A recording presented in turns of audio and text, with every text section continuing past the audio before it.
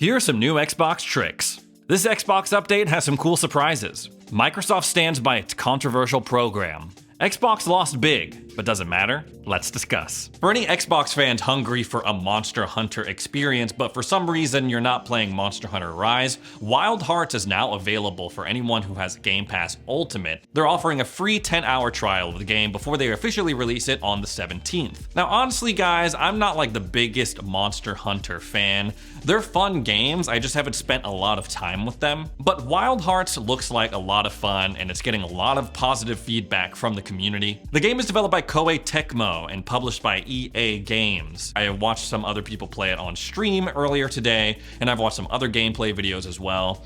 You go around fighting these huge freaking monster, dinosaur-looking things, monstrosities. But there also seems to be a building element to it as well. I've seen people stack up a bunch of boxes and then climb on top of them and do like a huge jumping overhead slash on some enemies. Overall looks really cool, but to be honest, I'm probably gonna be way too busy with Mount & Blade Bannerlord now that it's on Game Pass to be playing this game. But there is one criticism of the game though, or as I should say, one version of the game. The Series S version of Wild Hearts seems to be lacking compared to its PS5 and Xbox Series X counterparts. So you know what comes next, guys. People are gonna come out on Twitter and say the Series S is holding gaming back and that Xbox shouldn't have made it. It was a mistake. They've set us all back. Doom and gloom. And I think that's just a shame because it seems that it's more of an optimization issue rather than a Series S issue. I've owned a Series S myself for a while and I've seen what that thing can do. Forza Horizon 5 looks really great on that game,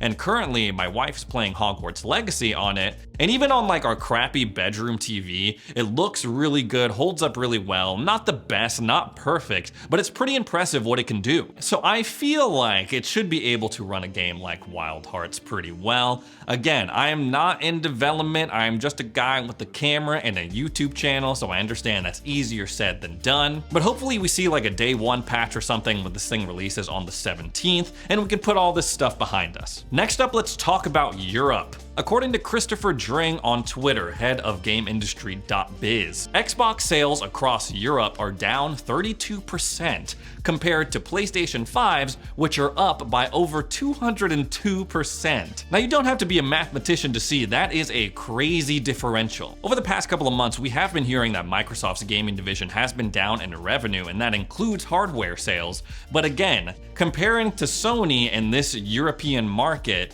it's just insane. Down 32% versus PlayStation 5's over 202% increase. But does it actually matter is the question. I know that people like to talk about sales numbers as a metric for how each platform is doing. I've also come onto this channel in the past and made the argument that Xbox's overall goal this generation is to strengthen their overall ecosystem rather than pure straight up console sales. I feel like they've realized that they can't beat PlayStation and Nintendo in a head-to-head battle when it comes to console sales. For example, one of Xbox's major pushes right now is for cloud gaming. Okay, maybe it's not so major, maybe it's not as big of a deal because cloud gaming is so situational, it's so niche right now, but in a few years' time, it could be a really solid alternative to traditional console gaming. The CMA over in the UK believes that cloud gaming could be a major disruptor to the video game industry in a few years' time, and is so afraid that Xbox can become so dominant in that space that they don't want to approve this Activision Blizzard deal. Even if cloud gaming isn't the future,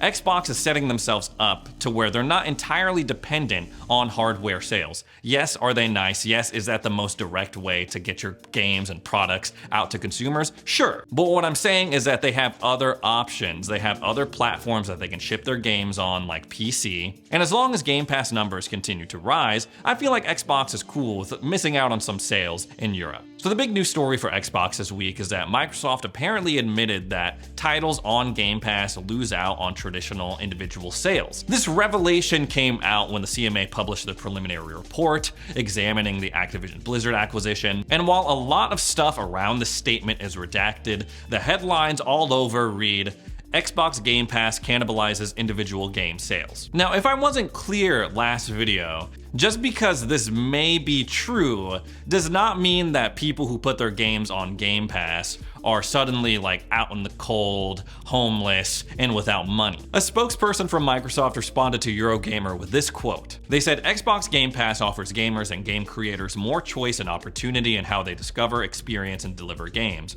For gamers, that means providing another option for them to discover the games and play with friends at a great value. For developers, that means creating another option for how they monetize their games. We've focused on helping game creators of all sizes maximize the total financial value they receive through Game Pass. Each game is unique, so we work closely with the creators to build a custom program to reflect what they need, ensure that they are compensated financially for their participation in the service, and allow room for creativity and innovation. As a result, the number of developers interested in working with Game Pass continues to grow. So again, just to be clear, developers who put their games on Game Pass, even though they might lose out on individual sales elsewhere, still get money by being on Game Pass. Like Microsoft said, it is an option available to them. For some people, I'm sure that's appealing because they're not entirely dependent on individual sales of their game. They have some money by being on Game Pass, so they're not entirely left out in the cold. But I wish we had more information on exactly how these developers, these studios, these publishers are paid to have their games on Game Pass. Microsoft has said in the past that it's different for each game, but from what I've learned by talking to people in the industry, sometimes it could be really awesome, sometimes not so awesome. But it's also so hard to get hard numbers from anyone. It's like everyone's tied up in like these NDAs, they can't talk about it, Microsoft doesn't release the numbers. How I hope it happens, I feel like what would be most ideal, me and my friends were talking about this earlier, is if it functioned a little bit like YouTube does. So say I want to put my game on Game Pass. My ideal situation would not only be getting money up front for having that game on Game Pass, but having some sort of ongoing revenue as well. Maybe based on hours played, how many people play it, how many downloads, some sort of bonus based on the engagement that your game creates, which is, like I said, very similar to how YouTube functions. While that would be ideal, I don't know the specifics on how developers get paid when their games are on Game Pass, but like Microsoft said, it seems that the number of developers that are interested in having their games on Game Pass are continuing to grow. We're seeing more games, we're seeing different types of games on Game Pass, not less, so we know that something is working, there's something appealing about having your game on Game Pass. I remember when Chivalry 2 came to Game Pass last year, and even though that game had already been out a year at that point, there was suddenly like a whole huge renewed interest in the title. And because that game is only multiplayer, that's awesome because you have these healthy servers full of players, you don't have to wait for a match, and through that expanded audience, the developers now have an excuse to be like, hey, let's continue putting work in on this, rather than like, oh, the game has kind of fizzled out, maybe we should move on to the next project. Next up, we got an update to talk about, the Xbox February update. I was so excited, I had to change outfits for it. Nah, I'm filming this over a couple of days, so that's why. Now, the headline for this February update is that your Xbox is now a carbon-aware console, the first of its kind, so I'm told. Now, we talked about this a couple of weeks ago on the channel when it was still being tested out on the insider builds, but essentially, now your Xbox, if data is available in your area about the carbon intensity or like the energy usage in your area, your Xbox will try to download updates and games when it is not so intense. And they're also making shutdown mode the default power mode on all Xboxes. They're really trying to push the shutdown mode thing. According to their post on the Xbox Wire, they say for every 2 consoles that switch to shutdown energy saving for 1 year, we will save the equivalent amount of carbon removed by 1 tree planted and grown for a decade. Yet another example of the rich telling us what to do with our Xboxes. Nah, I'm kidding. I personally have Instant On still toggled on my Xbox. It used to be that Instant On used to offer certain features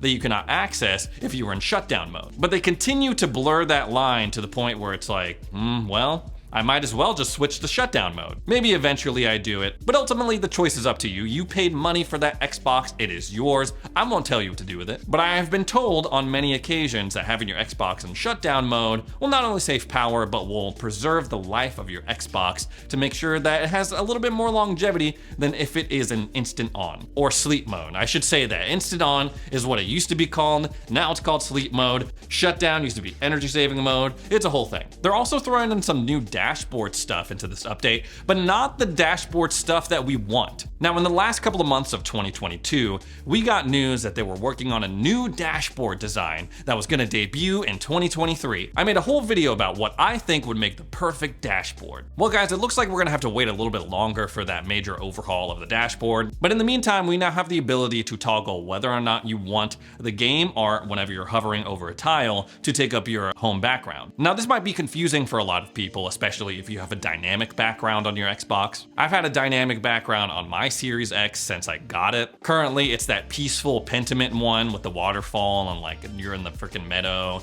and the birds are like chirping. It's very nice. But when you have a dynamic background, when you hover over a game tile, the game art doesn't pop up and replace that background. So at first I was like, whoa, what is going on? This is a feature that like doesn't even exist. And the game art popping up and filling the entire screen only applies to the game that is in the big major tile on your dashboard. It's not like PS5 where every game that you hover over has its own theme, it has its like own music, it has its own art that takes up the background. And if you don't want the game art to pop up and take up your background, you can simply go to the personalization tab in the settings. And when you're choosing your background, whether it's a solid color or your custom image, they now have a little toggle at the bottom right of the screen that says show game art, and if you toggle it off, it won't happen anymore. Now again, not the update to the dashboard we were probably all hoping for. If they're so concerned about the background, why do they fill up like 30% of the screen with double tiles that are all ads? If you just removed that lower tile that's all ads and moved your most recently used apps and games down, that would already be a huge instant improvement. I know a lot of you watching would think it's cool if you could just customize your own tile placement, move them around like on your iPhone or something. And I do agree, that would be really cool. Don't know how likely that's gonna be. For anyone who uses the Google Home app with your Xbox,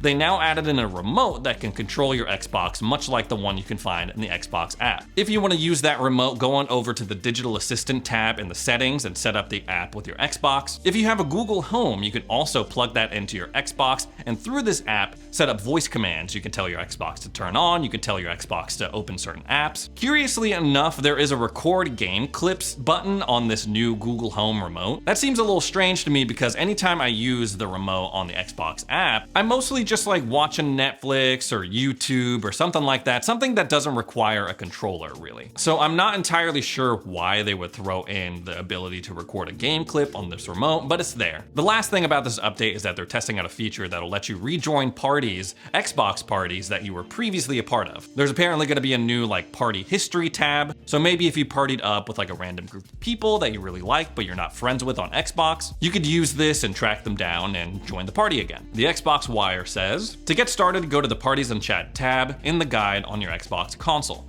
Click on the party or party history button. You'll see a list of your previous parties, which you can use to restart one of those parties or create a new one. You can also easily select which friends you want to invite. So yeah, guys, that's the February update. Everything that I just talked about is available now on your Xbox, except for the party history thing. That's only rolling out to a select few users. Now, if there's any confusion about like, oh, I've had access to this feature for a long time, or oh, like this has been around for forever, I'm just going off of the official Xbox Wire. If you want to check out the full patch notes, I have the link down in the description.